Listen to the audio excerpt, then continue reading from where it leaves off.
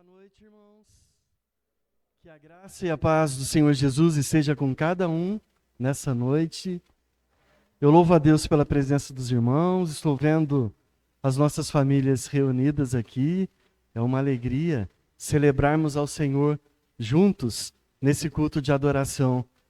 Nós estamos sentindo falta do João, a Camila e a criançada. Eles foram para Pouso Alegre. A Camila está na reta final da sua gravidez. Então eu peço que os irmãos orem por eles. Orem pela vida da Camila, do João, que o Senhor dê um finalzinho de gestação bem tranquilo, um parto bem sossegado e que seja tudo para a glória do Senhor Jesus. E a igreja vai crescendo enquanto isso, né? A criançada vai nascendo e a igreja vai crescendo. Isso é bênção também. Nós vamos começar uma nova série de pregações hoje no Evangelho de Lucas. Para não ficar muito longo, eu vou dividir o Evangelho de Lucas em 4 partes. E a primeira, que nós vamos começar hoje, no primeiro verso do livro, nós vamos aí até o capítulo 4, versículo 13. Aí depois a gente faz uma pausa com Lucas, nós vamos estudar mais um profeta do Antigo Testamento, depois a gente retoma Lucas, depois nós vamos estudar uma carta de Paulo no Novo Testamento, e assim nós vamos intercalando as mensagens da Palavra de Deus. Então eu te peço que abra a sua Bíblia no Evangelho de Lucas, no capítulo 1, nós vamos ler os 25 primeiros versículos aí. Evangelho de Lucas, capítulo 1. O Evangelho de Lucas é um evangelho bem interessante. Ele é um evangelho escrito para gentios, para nós. E é um evangelho que revela o nosso Salvador, o Senhor Jesus. O Messias é revelado na primeira parte do evangelho. E hoje nós vamos falar um pouquinho sobre preparando o caminho para a chegada do Messias. Fé, obediência e compromisso com a palavra. Fé, obediência e compromisso com a palavra.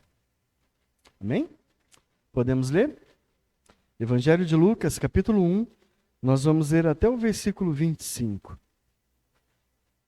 Visto que muitos houve que empreenderam uma narração coordenada de fatos que entre nós se realizaram, conforme nos transmitiram os que desde o princípio foram deles testemunhas oculares e ministros da palavra.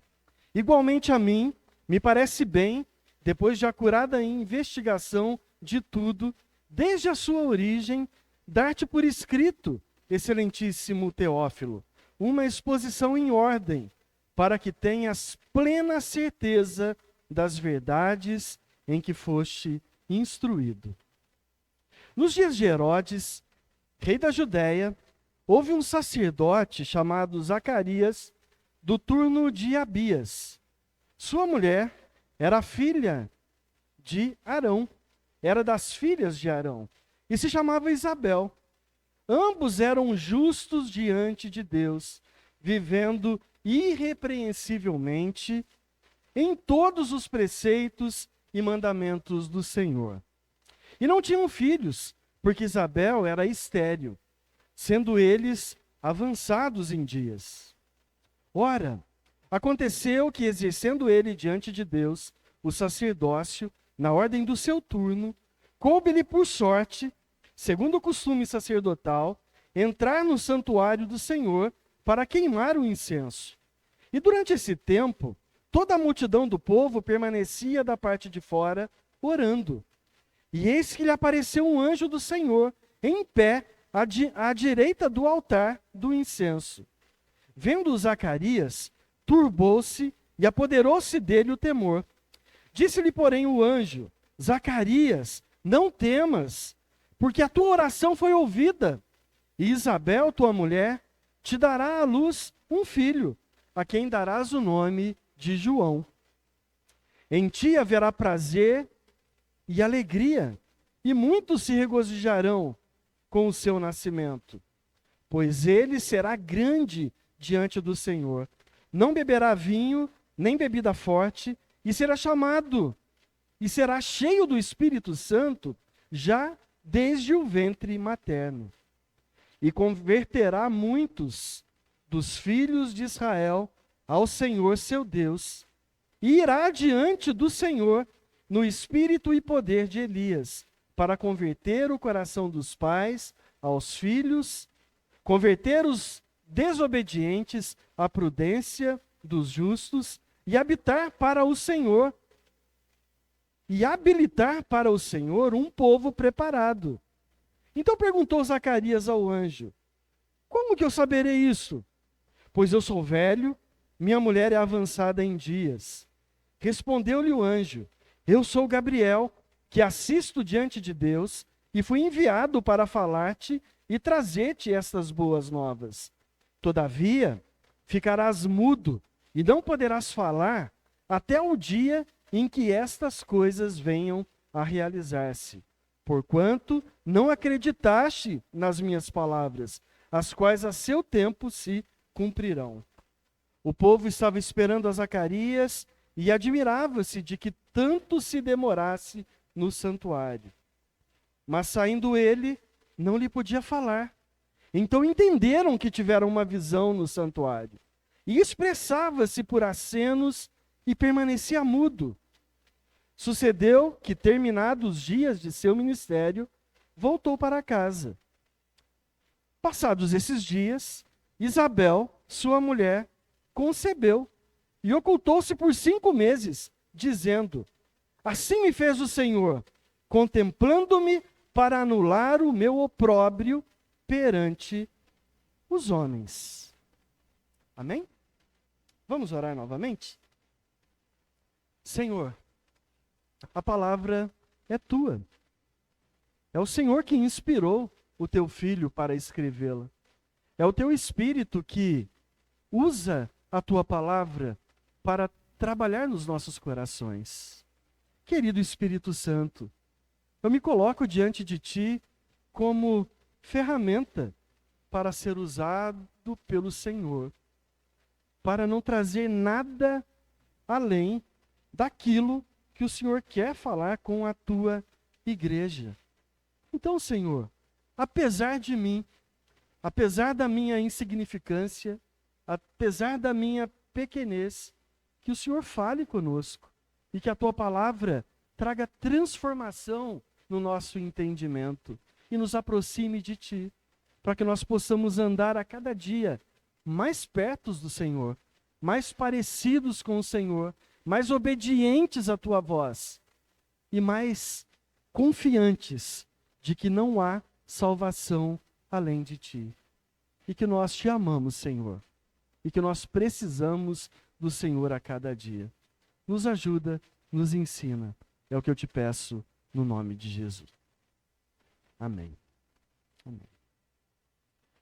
O evangelho que nós vamos começar a estudar hoje, ele se inicia com um testemunho pessoal do seu autor, que é Lucas, o médico amado, como o apóstolo Paulo o denomina em Colossenses, no capítulo 4, verso 14.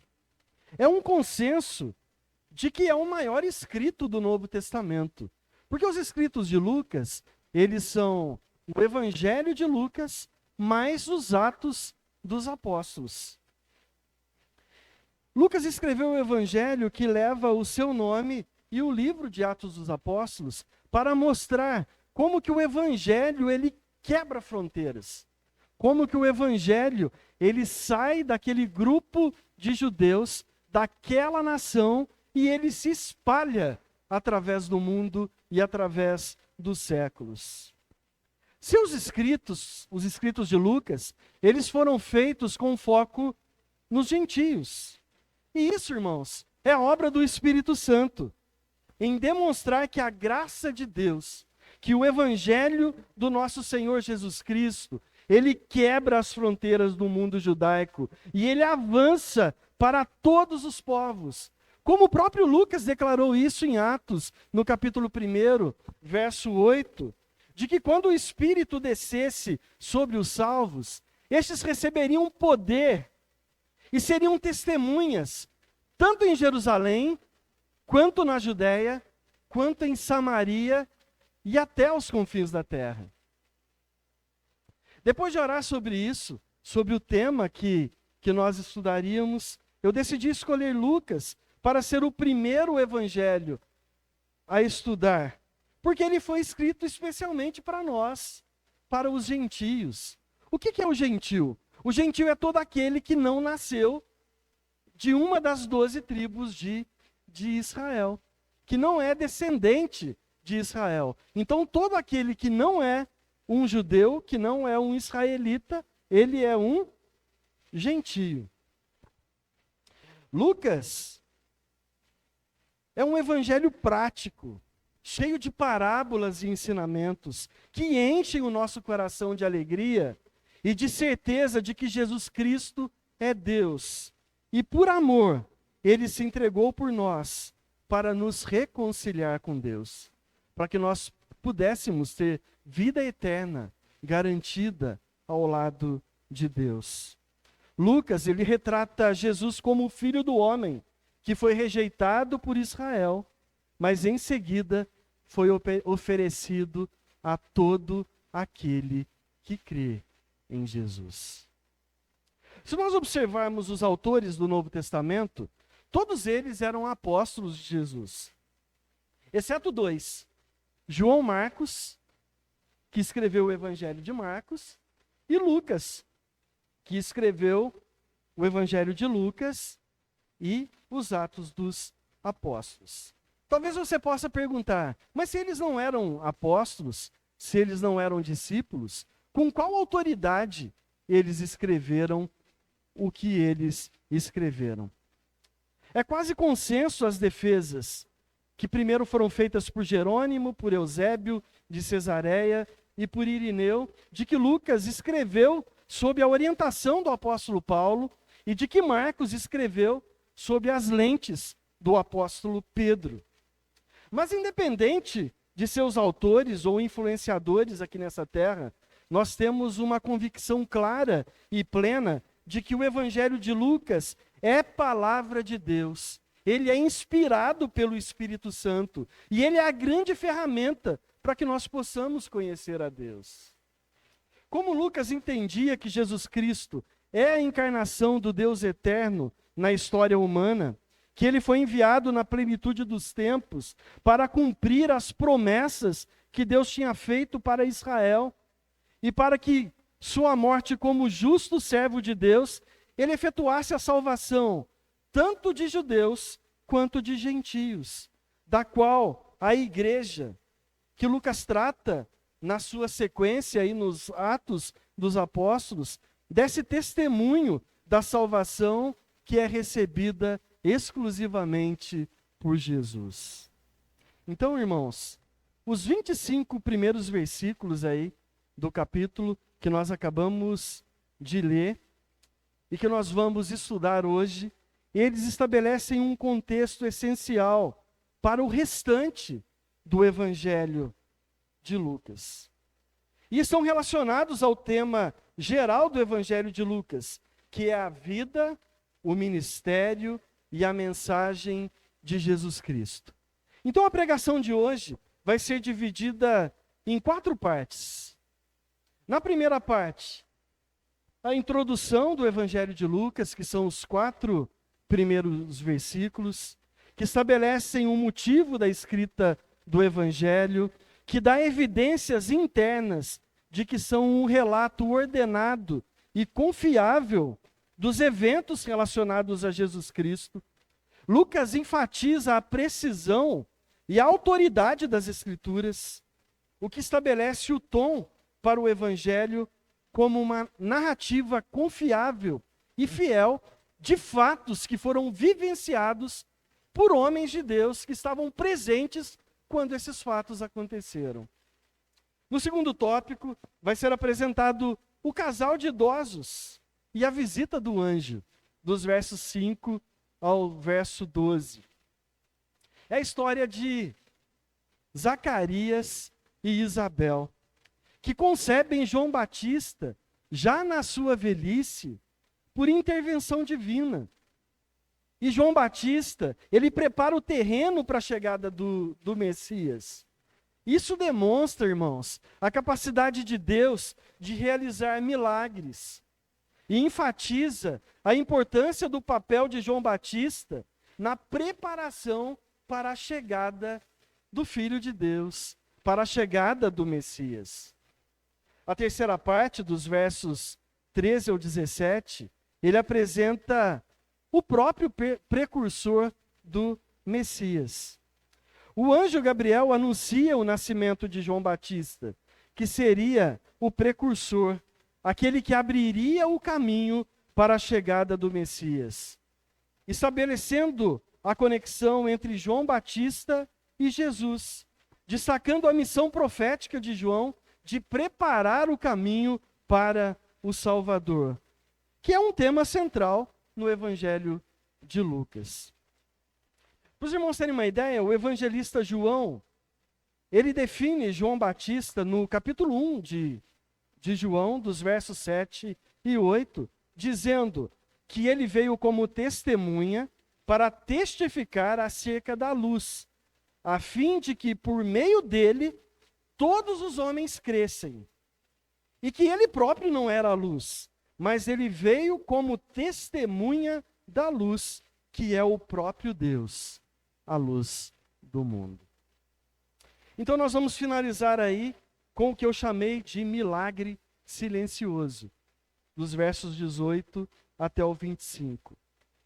A dúvida de Zacarias o deixou literalmente sem palavras, porque ele ficou mudo até o nascimento de João. Isso destaca a importância da fé e da obediência à palavra de Deus narrada por Lucas. Essa ênfase na obediência e na fé ressoa por todo o Evangelho, porque Jesus chama as pessoas a crerem nele e a seguirem os seus ensinamentos. Então, no contexto geral do Evangelho de Lucas, esses versículos do capítulo 1 estabelecem a base teológica e narrativa para a vida e a missão de Jesus, destacando a importância do nascimento de João Batista como o precursor, aquele que viria primeiro e prepararia os leitores para a entrada de Jesus na narrativa do Evangelho. Eles também enfatizam temas importantes, como a soberania de Deus, a promessa de salvação, a importância da fé e da obediência para aqueles que creem em Jesus. O Evangelho de Lucas continuará a explorar esses temas à medida que ele narra a vida e o ministério de Jesus e o seu chamado para seus escolhidos o seguirem com fé e dedicação. Então, meus irmãos, abra o seu coração para a palavra de Deus. Caminhe com entusiasmo e alegria pelos próximos domingos que vão se estender aí ao longo de 2024 afora. Mas creia que Jesus Cristo é Deus e é por Ele e para Ele que nós estamos aqui. É por meio dele que tudo que existe e acontece só existe e acontece porque Ele é Senhor, Ele é Deus e Ele é o Todo-Poderoso. Porque por Ele e para Ele, por meio dele, são todas as coisas. A Ele a glória eternamente. Amém. Jesus Cristo é o centro da nossa fé. Ele é o nosso Deus. Ele é o nosso único Salvador. Ele é o único caminho que vai nos conduzir até o Pai. Não existe outra forma de nós termos a vida eterna que não seja pela pessoa e pela obra de Jesus Cristo. Então, deixe a sua Bíblia aberta durante a exposição desses 25 primeiros versículos aí do capítulo 1.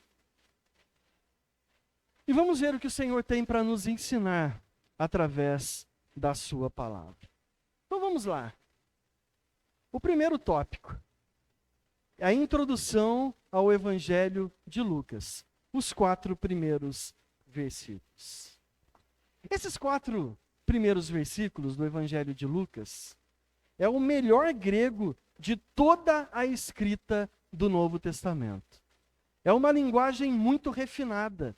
É a linguagem mais precisa que nós temos aí em todo o relato do Novo Testamento.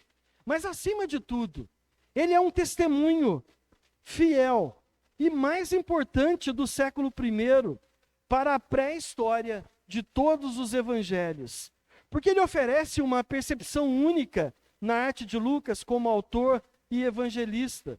Pois, diferente dos outros evangelistas, Lucas começa seu evangelho, que foi escrito entre os anos 60 e 61 depois de Cristo, com a preocupação de evidenciar as verdades contidas no evangelho, dizendo que era testemunha ocular dos fatos que aconteceram. O que ele estava dizendo? Eu estava presente, eu vi tudo o que aconteceu aqui e vou passar a escrever para vocês. Ele era um pesquisador excelente, que confiava nas fontes pesquisadas, e o melhor de tudo, para dar a certeza da verdade das coisas que seriam informadas em seu livro. Toda proclamação significativa do Evangelho precisa de um intérprete. Lucas se destaca como esse intérprete que amava e confiava naquilo que ele estava escrevendo e ensinando. Lucas convoca uma testemunha para isso. Se os irmãos olharem aí para o início do texto, ele evoca o excelentíssimo Teófilo. Nós não temos muitas informações de quem seria esse homem, quem seria Teófilo. Teófilo pode ter sido um homem muito importante que viveu na corte romana, como defendeu John MacArthur. Ou pode representar a audiência de seu evangelho, que são todos aqueles que amam a Deus. Como o próprio nome grego literalmente significa, né? Teófilo. Theo é Deus, filo é amigo. Amigo de Deus. Os relatos não eram meras histórias contadas, eram fatos verídicos que foram cumpridos entre nós, como Lucas escreveu. São atos concretos e salvíficos de Deus, que foram cumpridos na pessoa e na obra de Jesus Cristo, que ele próprio, na presença de testemunhas, tinha presenciado e agora estava oferecendo o relato para o amigo de Deus. Você é amigo de Deus? Então esse relato é para você. Nós que fomos reconciliados por Deus através da pessoa de Jesus, nós somos a audiência de Lucas para o evangelho que ele escreveu. Olha como que Lucas enfatiza a verdade do que ele estava escrevendo.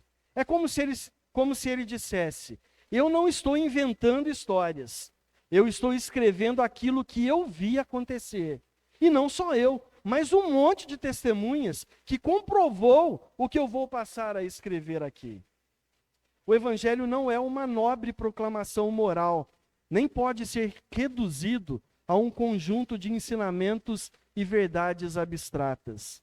O evangelho é o ato poderoso do próprio Deus. O evangelho é o poder de Deus para a salvação, como disse o apóstolo Paulo em Romanos, no capítulo 1, no verso 16. Então eu te pergunto, você confia no evangelho que você lê? Você estuda, pesquisa, aprofunda em conhecer o evangelho do nosso Senhor Jesus Cristo?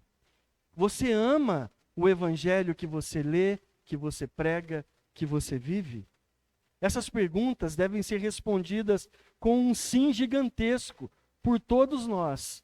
Porque quanto mais nós amarmos o evangelho, mais nós iremos aprofundar em conhecer ao Senhor do evangelho, que é o próprio Senhor Jesus Cristo. E quanto mais nós o conhecemos, mais nós iremos ter confiança em anunciar as boas novas do evangelho.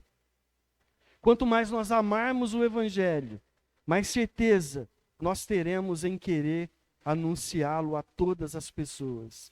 Porque nós sabemos que sem o Evangelho, sem Jesus, pessoas queridas vão morrer e vão para o inferno.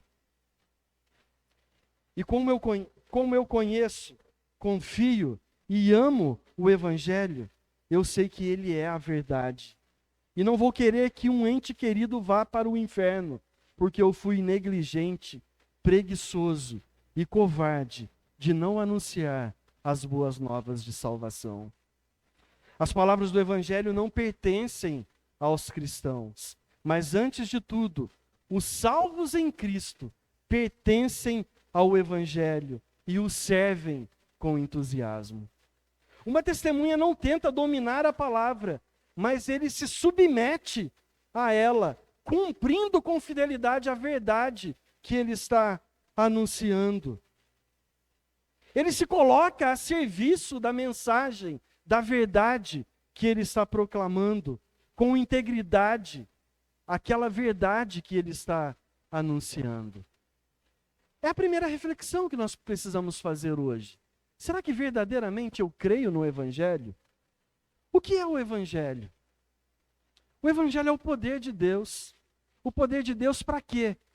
Para anunciar que o homem lá no Gênesis, ele caiu, ele pecou, e por causa do seu pecado, toda a humanidade estava condenada à morte.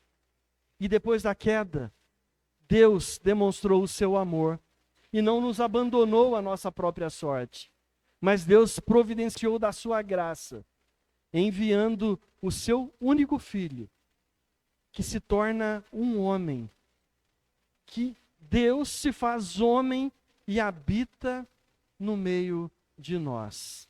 Para quê? Para viver como nós vivemos, para experimentar as dores que nós experimentamos, para passar pelas dificuldades, pelas provas, pelos problemas que nós enfrentamos aqui nessa terra, com uma única diferença, de não pecar. Mas por que Jesus não pecou? Porque Jesus era Deus. Mas por que Jesus veio à terra como Deus e se fez homem? Porque só um semelhante poderia pagar o preço por causa da queda do seu semelhante. Somente um homem poderia morrer para trazer a restauração e a vida eterna. Mas por que um homem comum não poderia morrer naquela cruz? Porque só alguém que não tivesse pecado poderia fazer isso. E só Deus é alguém que não tem pecado. Então Jesus, para se dar naquela cruz, ele precisaria ser 100% homem e 100% Deus. Então Jesus, na sua integralidade, não sei se tem essa palavra, mas integralmente, ele é totalmente Deus e totalmente homem. Totalmente Deus porque não tem pecado. Totalmente homem porque só um homem perfeito poderia se dar naquela cruz para nos livrar do inferno e da morte. E essa boa notícia, que é o Evangelho, ela continua. Porque Jesus morreu e não ficou lá na sepultura. No terceiro dia ele ressuscitou. E ele ressuscitou para quê? Para nos dar a esperança de que assim como ele não foi preso pela morte, aqueles que crerem em Jesus viverão eternamente com Deus, livres do pecado e da morte eterna. Isso é o Evangelho. Será que verdadeiramente nós cremos no Evangelho? Será que verdadeiramente nós amamos o Evangelho? Será que verdadeiramente nós acreditamos nessa boa nova que nos foi entregue pelos relatos de Lucas e dos outros evangelistas? Se eu verdadeiramente amo o Evangelho, eu vou viver defendendo essa boa notícia e espalhando para todo mundo que eu amo, porque eu não quero ir para o céu sozinho. Eu quero que essa mensagem, ela alcance quanto mais gente puder, para que essas pessoas, sendo alcançadas pelo poder transformador do Evangelho, e se o Espírito Santo quiser, o Espírito Santo vai tirar as vendas dos olhos, vai tirar o tampão dos ouvidos, essa pessoa vai reconhecer a Cristo, essa pessoa vai ser regenerada, e essa pessoa vai fazer parte do corpo que eu faço parte, que é a igreja de Cristo. A introdução ao Evangelho de Lucas mostra como que a própria Bíblia dá evidências internas de que as Escrituras Sagradas são a autoridade absoluta para a vida do cristão. O fato de Lucas enfatizar o propósito em escrever um relato ordenado e preciso dos eventos ligados à vida de Jesus demonstra a importância da autoridade das Escrituras Sagradas e a suficiência dela para a nossa fé e nossa prática de vida. Como está escrito em 2 Timóteo, capítulo 3, dos versos 16 a 17. Toda a Escritura é inspirada por Deus e útil para o ensino, para a repreensão, para a correção, para a instrução na justiça, para que o homem de Deus seja apto e plenamente preparado para toda boa obra. A Bíblia não contém a palavra de Deus. A Bíblia é a palavra de Deus. Cada um dos 66 livros inspirados pelo Espírito Santo é a palavra de Deus e é útil para transformar a nossa vida e a nossa maneira de viver. Então, meus irmãos, assim como Lucas se esforçou para compilar um relato preciso e ordenado dos acontecimentos da vida de Jesus, nós também devemos nos esforçar para estudar e compreender as Escrituras com diligência e respeito. Isso significa buscar o conhecimento das Escrituras, conhecer o motivo da nossa fé, compartilhar a mensagem de Cristo com outros. Isso significa cair de joelhos em humildade a Deus, pois a Bíblia é o único livro que você pode ler na presença do seu autor. O Espírito Santo que inspirou a palavra é Deus, e ele está presente no momento da leitura das Escrituras. É o Espírito Santo que ilumina a palavra. É ele que joga a luz, que torna perfeitamente clara, perfeitamente aplicável para a nossa vida hoje. É o Espírito Santo que nos faz entender a palavra de Deus. Então, meus irmãos, leia a Bíblia com fé.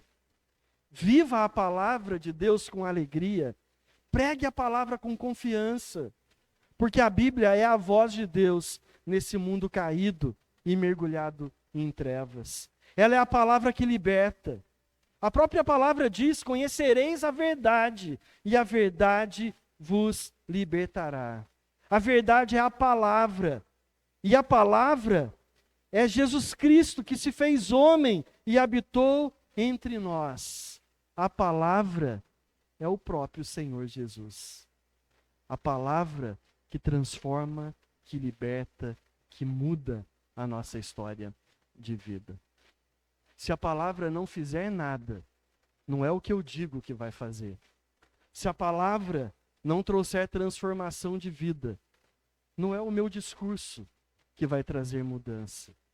Mas eu confio na palavra, que a palavra é poderosa para quebrar um coração de pedra e colocar um coração de carne no lugar dessa pedra que bate dentro do peito desse homem caído e que pega um perdido que estava caminhando para o inferno e faz esse perdido ser transformado e agora ser chamado de filho de Deus e poder morar eternamente com Jesus. Viva a palavra de Deus. O segundo ponto da pregação, nós vamos falar sobre o casal de idosos e a visita do anjo, dos versos 5 até o versículo 12. Quem que era esse casal do texto? Eles eram servos justos de Deus, fiéis ao Senhor, que caminhavam na presença dos homens sem ter do que serem repreendidos. Sabe por quê? Porque eles seguiam todos os mandamentos e preceitos do Senhor. Sabe por que eles eram irrepreensíveis? Porque eles amavam e viviam a palavra da verdade que Lucas começou a anunciar nos 4 primeiros versículos. É assim que Lucas define a Zacarias e a Isabel. Se alguém tivesse que definir você, seria assim que ele falaria de você? Se alguém perguntasse para você, quem é o Marcos? Se alguém chegar lá no seu trabalho e perguntar, quem é você? Coloque o seu nome. Como que as pessoas definiriam você lá no seu ambiente de trabalho? Será que as pessoas olhariam e falariam assim, o Marcos é um homem justo, íntegro, que foge do mal, que dá exemplo de um cristão verdadeiro, piedoso, que ama a Jesus em todos os momentos? Será que os meus colegas de trabalho falariam isso de mim? É para pensar um pouquinho. Será? É assim que o Lucas define a Zacarias e a Isabel. E uma outra questão. Embora eles fossem fiéis a Deus, com uma conduta exemplar, eles eram pessoas normais, que tinham problemas normais do mesmo jeito que a gente tem. E tinham um problema muito mais grave ainda do que o problema que a gente tem. E era o fato de Isabel ser estéril. Era um motivo de grande sofrimento para uma mulher judaica. Se a gente olhar para os dias de hoje, o fato de uma mulher não conseguir engravidar é um problema. Mas não é um problema comparado com uma mulher que viveu no século I, na era de Cristo. Sabe por quê? Uma mulher que não tinha filhos, ela era motivo de vergonha, de escárnio para as outras pessoas. É como se ela não tivesse valor. A mulher no cenário judaico da época de Jesus, ela só teria valor se ela fosse mãe. E mãe de homem. Olha só que questão mais delicada que aquelas mulheres viviam naquela época. Então o problema que Isabel vivia era muito maior do que o problema que nós vivemos hoje. E olha como que Deus age nesse mundo. Diferente do que muitos pregam por aí, dizendo que problema pessoal, que doença, tudo isso é sinônimo de pecado. Se você não tem dinheiro é porque você está em pecado. Se você está doente é porque você está afastado de Deus. Isso é uma mentira. É uma mentira. Isabel era uma mulher piedosa. Mas ela era uma mulher que tinha um problema como nós temos problemas hoje. E Deus apresenta e usa esse casal fiel a Ele, que mesmo tendo problemas, eram cheios do Espírito Santo e serviam ao Senhor com alegria, mesmo não tendo a vida perfeita que eles queriam ter aqui nessa terra. Alguns fatos históricos são apresentados aí por Lucas. Ele começa seu relato com foco no templo. O templo de Herodes, rei da Judéia. Esse Herodes que Lucas cita aí, era o Herodes o Grande, o primeiro de vários governadores importantes da dinastia herodiana mencionada nas Escrituras. Ele governou de 37 a.C. até o ano 4 depois de Cristo. Ele era um amante de grandes obras e construções. Foi ele que iniciou a reforma do Templo de Jerusalém em 20 antes de Cristo. E essa reforma, de tão grandiosa que ela era, ela só foi concluída no ano 64 depois de Cristo. Herodes é o mais significativo construtor dessa época. As mais magníficas ruínas que se podem ver hoje em Israel, elas são datadas dos dias de Herodes o Grande. Então, até hoje, se você visitar Israel, você vai encontrar algumas maravilhas lá em ruínas, que são todas obras de Herodes o Grande, do final do último século antes de Cristo e do início do primeiro século da era cristã. Zacarias, que é a primeira personagem citada no texto, que seu nome é literalmente lembrado por Deus, era casado com Isabel. Ambos eram da tribo de Levi, da linhagem sacerdotal de Arão, e pertenciam a um subgrupo que era o grupo sacerdotal de Abias. Para os irmãos terem uma ideia, o sacerdócio no templo era organizado em 24 grupos. E cada grupo servia 2 vezes por ano durante uma semana, conforme o relato de 1 Crônicas, capítulo 24, dos versos 4 até o verso 19. Eram milhares de homens que serviam ao templo. E o grupo de Abias, ele servia na 8ª semana de cada semestre. E dentro desse grupo que servia o templo, era sorteado o sacerdote que entraria no local sagrado do templo. E o interessante é que a maioria dos sacerdotes nunca era escolhida para esse serviço. E a ninguém era permitido servir 2 vezes nessa função. Então, o máximo que um sacerdote podia entrar lá no lugar santo do templo era uma vez na vida dele. Isso quando ele conseguia ser sorteado para prestar aquele culto. Por quê? Porque o templo, o lugar santo do templo, ele simbolizava a presença de Deus. E o ser humano, se ele chegasse na presença de Deus, ele morreria.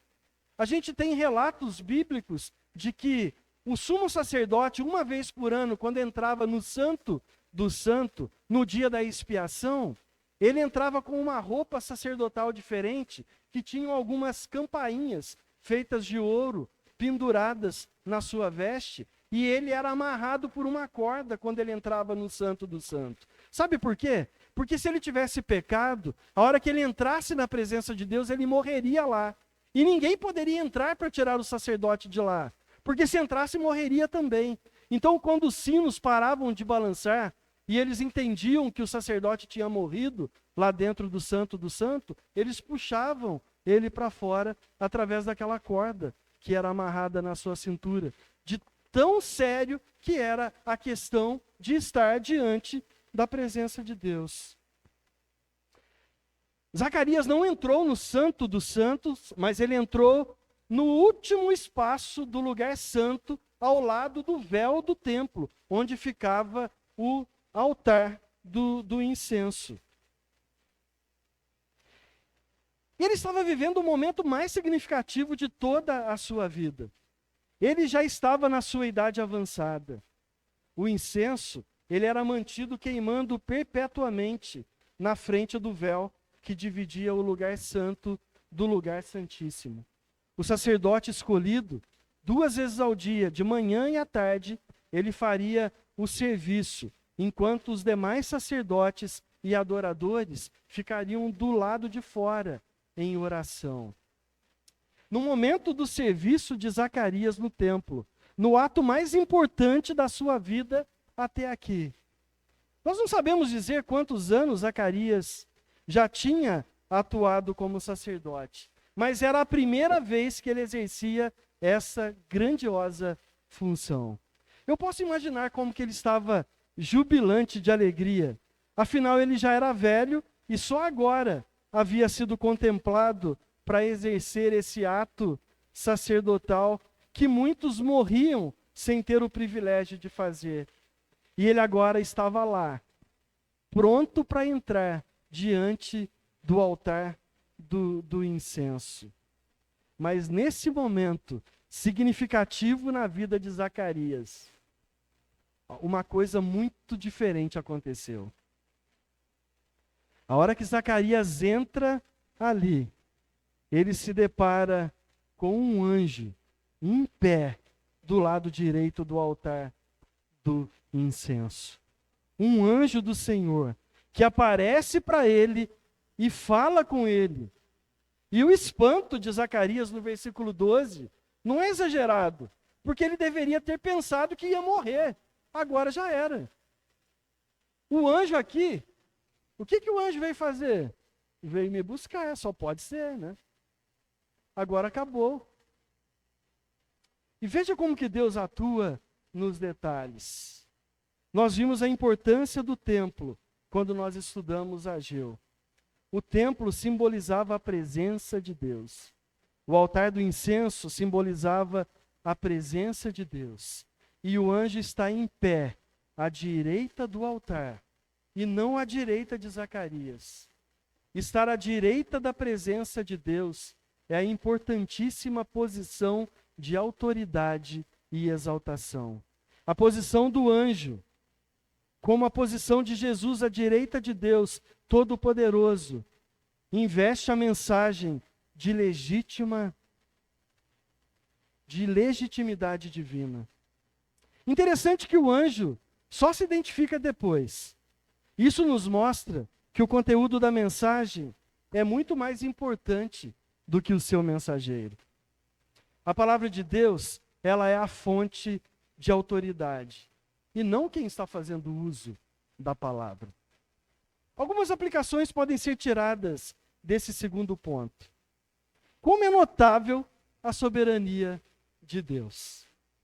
A história de Zacarias e Isabel sendo idosos, e Isabel estéril, ilustra a soberania de Deus sobre a concepção e o nascimento de João Batista, demonstrando que Deus pode realizar milagres, mesmo quando as situações humanas são desfavoráveis.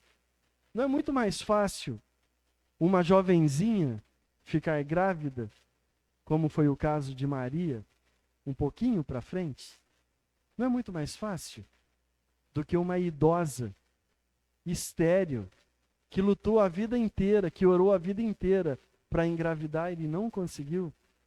Olha como que Deus usa as coisas loucas desse mundo para confundir as coisas que são sábias.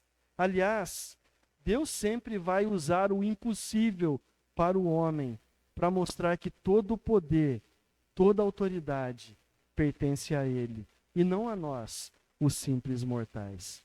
O apóstolo Paulo, quando fala sobre isso, ele fala que Deus nos vê como um vaso de barro. O que é um vaso de barro? O barro é o material mais simples que se pode encontrar na natureza. É a terra, o próprio barro. Que honra existe no barro? Nenhuma. É terra. Mas a honra não está no vaso. A honra está naquele que é colocado dentro do vaso, para que a glória seja de Deus e não dos homens. A história de Zacarias e Isabel nos lembra que Deus é soberano sobre todas as situações das nossas vidas. Mesmo quando nós enfrentamos desafios ou dificuldades que aparentemente são impossíveis, nós precisamos confiar na soberania de Deus e na sua capacidade de realizar milagres em situações que para o homem é impossível. A mais impossível de todas as situações é fazer um perdido, morto, voltar a ter vida e poder se relacionar eternamente com Deus, que é santo. E Jesus Cristo fez isso por nós, naquela cruz. Então, meus irmãos, não se entristeça se você estiver enfrentando uma dificuldade nessa terra, que aos olhos humanos possam até parecer que é impossível. Mas alegre-se no Senhor, porque mesmo que você enfrente dificuldades impossíveis para os homens, mesmo que você jamais consiga se livrar dessa dificuldade impossível para os homens aqui na terra, eu te convido a voltar os olhos para Jesus, porque Ele já nos libertou do império das trevas e já nos transportou para o reino do Filho do seu amor, como nós vimos no domingo passado. Essa vida é passageira, mas a vida eterna não terá fim.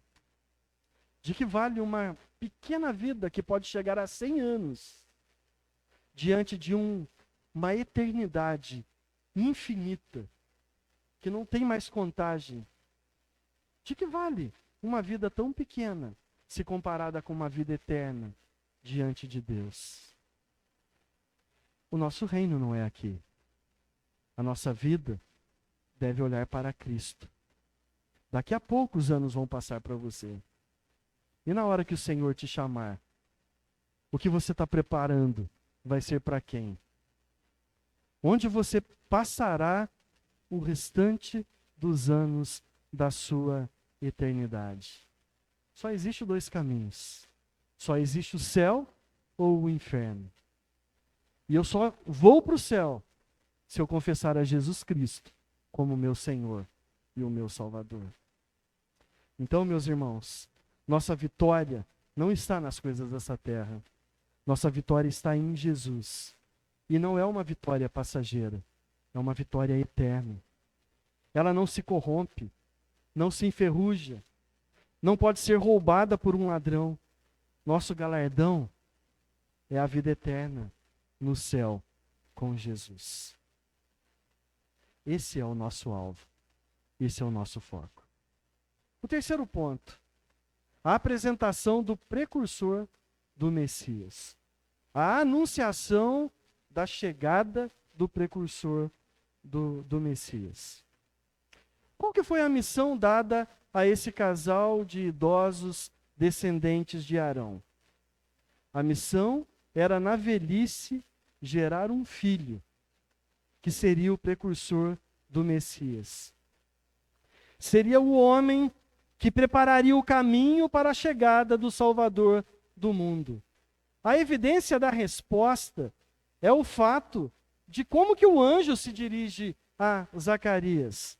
Olha o que o anjo fala aí no versículo 13. Não tenha medo, Zacarias, porque a tua oração foi ouvida e a tua mulher vai ficar grávida. E o nome da criança que será gerada deve ser João. Só tem oração respondida aquele que ora. Quem não ora, não tem oração respondida. Zacarias com certeza orou a vida inteira para ter um filho. E agora a sua oração foi respondida por Deus.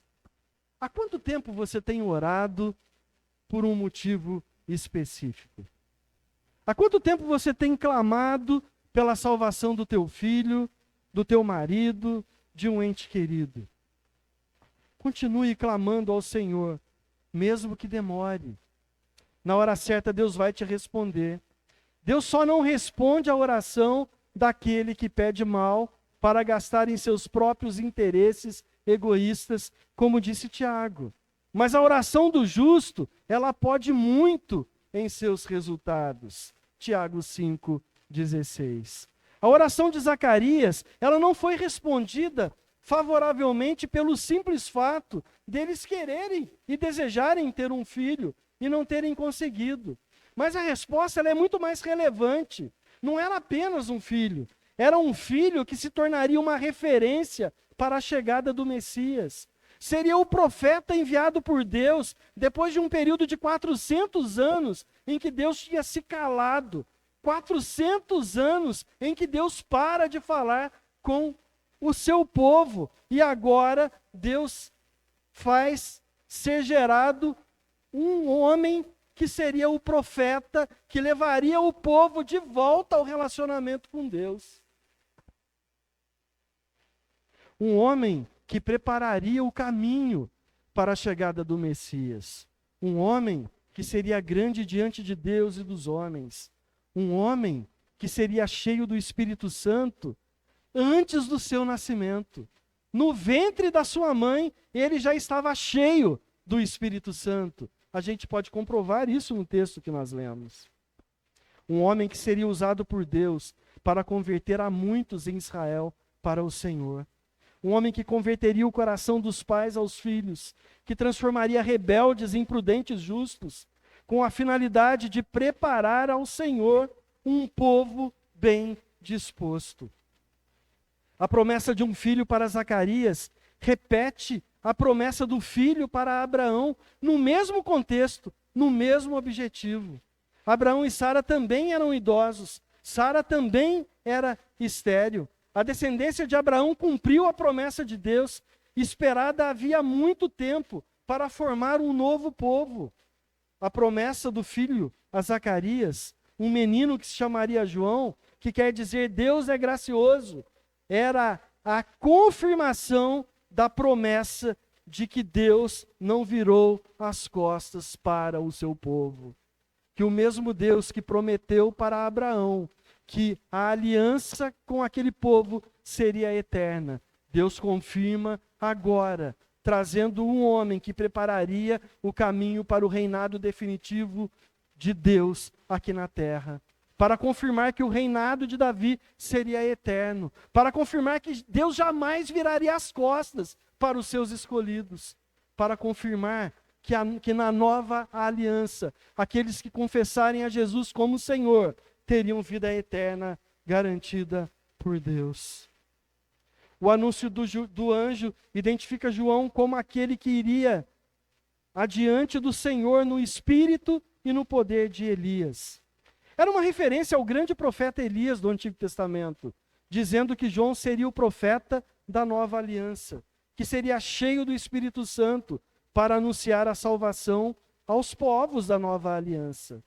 Lucas, mais do que qualquer outro evangelista, identifica o Espírito Santo como diretor executivo da obra de salvação do Deus encarnado. O Espírito Santo nomeia João para completar a obra começada por Elias, de fazer retornar muitos dentre o povo de Israel para o Senhor. O poder do Espírito Santo, ele excede a qualquer poder humano. Só o Espírito Santo pode fazer renascer um morto e torná-lo à vida e fazê-lo viver eternamente com Deus. Só o Espírito Santo pode gerar vida e conduzir o perdido ao arrependimento, à fé e à salvação. Na mensagem do anjo, João seria aquele que iria diante do Senhor, não apenas para anunciar que chegaria o Messias, mas para dizer ao mundo que Deus estaria fisicamente presente na pessoa de Jesus Cristo, o próprio Deus encarnado, que ele seria o Salvador do mundo. A grande aplicação dessa parte é que a obra da salvação é feita exclusivamente por Jesus. Mas é o Espírito Santo que enche a vida daquele que anuncia as boas novas da salvação. Se você é cheio do Espírito Santo, o que te impede de anunciar o Evangelho para as pessoas que estão perecendo ao seu redor? Que tal você refletir assim como fez o apóstolo Paulo, quando ele disse: ai de mim, se eu não anunciar o Evangelho. Se o Evangelho é o poder de Deus para a salvação, e você já confessou que crê no Evangelho, como que você consegue dormir vendo o seu amigo caminhando para o inferno e você se escondendo e não entregando a única mensagem que pode libertá-lo da morte? Meus irmãos, preguem o Evangelho. Confiem que o Espírito Santo vai converter os corações dos escolhidos de Deus. A mensagem do anjo sobre o nascimento de João Batista e seu papel como precursor do Messias reflete a doutrina da predestinação, com João sendo escolhido por Deus para uma missão específica antes mesmo do seu nascimento. E mostra Deus o capacitando para isso, sendo ele cheio do Espírito Santo antes do seu nascimento. A doutrina da eleição e do chamado divino nos lembra que Deus tem um plano específico para cada um de nós. A palavra de Deus diz que Deus nos elegeu nele antes da fundação do mundo, para que fôssemos santos, irrepreensíveis diante dele em amor. Efésios capítulo 1, versículo 4. Os escolhidos de Deus encontram conforto e propósito em saber que Deus nos escolheu para cumprir uma missão. Cabe a nós atendermos a esse chamado com dedicação e obediência. Não foram vocês que me escolheram, mas eu que escolhi a vós. E escolhi para quê? Para vocês irem, darem frutos e frutos que permaneçam. O chamado da pregação é para você despertar do seu comodismo e começar a anunciar as boas novas de salvação para esse mundo caído.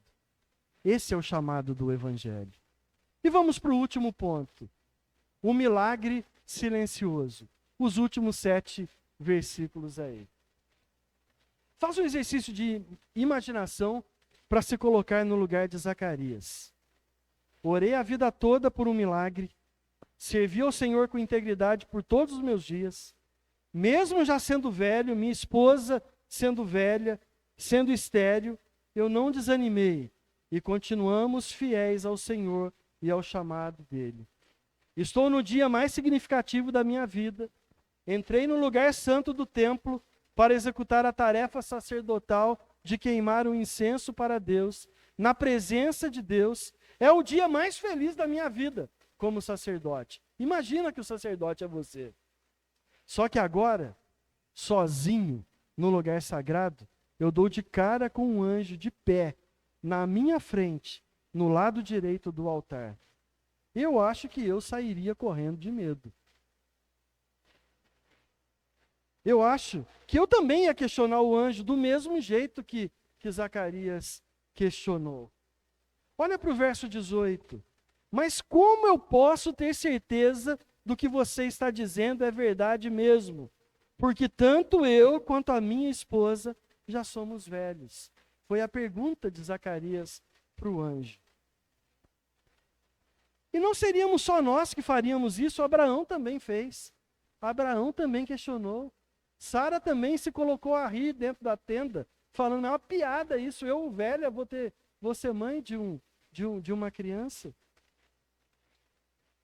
Exatamente na mesma situação e contexto de Zacarias, nós também nos colocaríamos diante do anjo. Só que o anjo não responde o protesto de Zacarias, mas ele primeiro se apresenta a ele. Olha o verso 19. Sou Gabriel, assistente direto de Deus, fui enviado por ele para te dar essa notícia de grande alegria. Fazendo um parêntese aqui. É uma doutrina muito importante.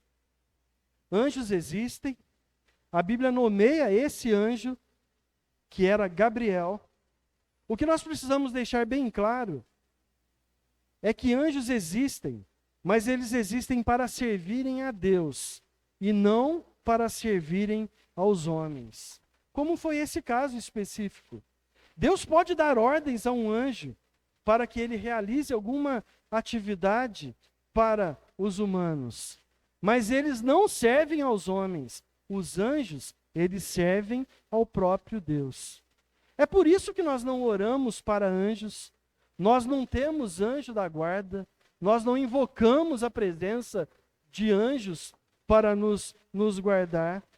Anjos são servidores de Deus e não nossos. Nós não oramos para anjos, nós oramos para Deus. Nós clamamos ao Deus vivo. E se Deus quiser, Ele pode usar um anjo para fazer uma obra na nossa vida. Mas nós não oramos para os anjos. Fecha os parênteses aí. O protesto de Zacarias ao anjo traz um elemento de dúvida. A palavra do anjo não se relaciona à profecia sobre o nascimento de João, mas é dirigida ao pedido de Zacarias por um sinal. Como que eu vou saber que o que você está falando é verdade? É como se Zacarias olhasse para o anjo e falasse, prova que o que você está falando aí é verdade. No Novo Testamento, todo pedido de um sinal para Deus é considerado como falta de fé. A gente pode ver isso nas repreensões de Jesus aos fariseus que pediam sinais para Jesus. A gente pode ver isso na conversão de Paulo, em que no caminho para Damasco ele fica cego. Em 1 Coríntios, capítulo 1, versículo 20, até o 24, a palavra de Deus nos diz o seguinte: onde está o sábio? Onde está o erudito? Onde está o questionador dessa era? Acaso não tornou Deus louca a sabedoria desse mundo? Visto que na sabedoria de Deus o mundo não o conheceu por meio da sabedoria humana. Agradou a Deus salvar aqueles que creem por meio da loucura da pregação. Os judeus pedem sinais miraculosos e os gregos procuram sabedoria. Nós, porém, pregamos a Cristo crucificado, o qual de fato é escândalo para os judeus, loucura para os gentios, mas para os que foram chamados, tanto judeus como gregos, Cristo é o poder de Deus e a sabedoria de Deus. É o que a palavra de Deus nos diz. Então, meus irmãos, é errado você ficar pedindo sinais para Deus. Isso vai na contramão da fé. Isso não agrada a Deus. Você não deve ficar orando e pedindo para Deus te dar um sinal, se você deve fazer uma coisa ou se você não deve fazer. Isso não agrada a Deus. A fé é confiar na soberania de Deus, que Ele vai fazer o melhor. E eu não devo ficar pedindo sinal para Deus. A palavra de Deus diz que nós devemos viver pela fé e não por aquilo que nós vemos. 2 Coríntios 5, versículo 7. Um sinal capaz de remover toda a dúvida pode remover a própria fé. A forma de nos relacionarmos com Deus depois da vinda de Jesus é diferente de como faziam os servos de Deus no Antigo Testamento. E mesmo lá no Antigo Testamento, muitas vezes o pedir um sinal para Deus era falta de fé. Os irmãos conhecem a história de Gideão, que pede um sinal para Deus, fala, eu vou colocar um novelo de lã aqui. Se a terra estiver molhada e o novelo de lã estiver seco, eu vou confiar em Deus. Aí Deus faz o que Gideão pediu. Aí Gideão não confia. Aí ele fala para Deus, eu não acredito. Faz o inverso agora. Se o novelo estiver molhado e a terra estiver seca, eu vou confiar em Deus. Olha o tamanho da desconfiança de um homem diante de um Deus que é santo. Talvez se alguém desconfia da tua palavra e pede para você provar, você já fica irritado. Imagina Deus que é santo, que é verdadeiro. Será que você precisa ficar pedindo sinal para Deus provar que Ele é Deus, que Ele é Senhor sobre a sua vida? A forma de nos relacionarmos com Deus tem que ser diferente. A consequência do pedido de um sinal de Zacarias para o anjo não foi a perda do milagre, porque Deus concedeu o milagre que tinha prometido, mas foi um castigo, uma punição de ter que se afastar mudo até o dia do nascimento de João Batista. A sentença de Gabriel resulta numa falha que desqualifica Zacarias para o ministério dele sacerdotal. Ele fica impedido de servir como sacerdote, porque ele não podia falar com o povo.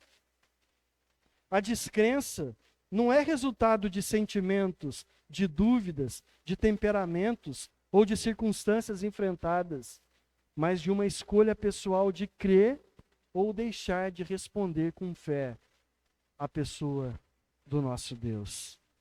A palavra de Deus nos convida a responder com fé. E a escolha por responder com fé vai produzir em nós um espírito quebrantado. E vai mostrar se verdadeiramente eu creio ou se eu não creio no Senhor. Se você confiar na palavra de Deus, sem duvidar, você vai ver o agir de Deus e vai ter ainda mais fé no seu coração. Nós devemos responder com fé ao chamado do Evangelho, sem duvidar, mas crendo que Deus cumpre aquilo que Ele promete. Depois de terminar as tarefas como sacerdote, Lucas diz que eles voltam para casa e ficam ali recolhidos por 5 meses, até o nascimento de João. E o texto termina com o louvor de Isabel ao Senhor, pelo milagre do nascimento de seu filho e de Deus ter afastado dela a vergonha, fazendo com que ela deixasse de ser uma mulher estéril e agora fosse mãe de um menino que seria usado por Deus. Para nós concluirmos, o objetivo do Evangelho de Lucas é dar a Teófilo, ao amigo de Deus, o conhecimento completo da verdade. A verdade é Jesus. É a palavra viva que habitou entre nós. A palavra de Deus é infalível, é imutável, é inerrante e é suficiente. Ela nos revela como Deus opera nas impossibilidades humanas. Aquilo que o homem não é capaz de fazer, o Senhor faz através da sua palavra. A palavra de Deus, ela fortalece a nossa fé. A fé vem por ouvir. E ouvir o quê? A palavra de Deus. A soberania de Deus nos incentiva a obedecer em todas as circunstâncias da nossa vida. O Evangelho de Lucas é uma bússola para nos apontar a direção correta. E essa direção não é outra que não seja o próprio Deus, Jesus Cristo, aquele que veio a esse mundo, se tornou homem e se entregou naquela cruz, em obediência ao Pai e em amor, para nos livrar do inferno e da morte. Esse é o Evangelho de Lucas. Essa é a palavra de Deus. Confia no Senhor de todo o seu coração e não te estribes no teu próprio entendimento. Esse é o conselho da palavra de Deus. Vamos orar? Tenha alguns minutos silenciosamente com Deus em oração e logo em seguida nós vamos orar e vamos encerrar o nosso culto de hoje.